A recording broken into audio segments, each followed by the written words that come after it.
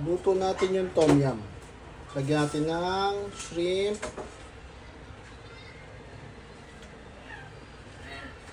king mushroom, enoki, kangkong. Simulan na natin lutuin.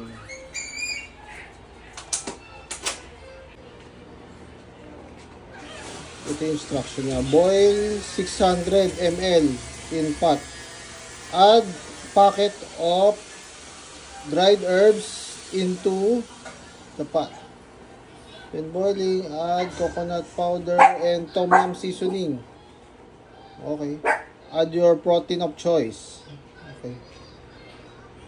Kuha tayo ng 600 ml dito. Lagay na natin yung herbs and spices.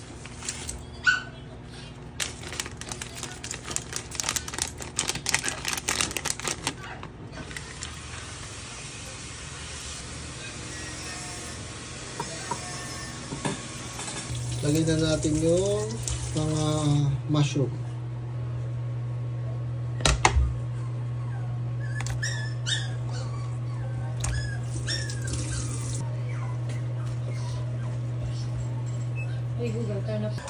Lagay na natin yung tom yum seasoning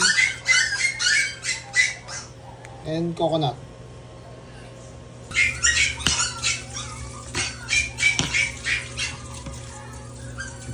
Lagay na natin yung shrimp or protein of your choice. Lagay na rin natin yung kangkong.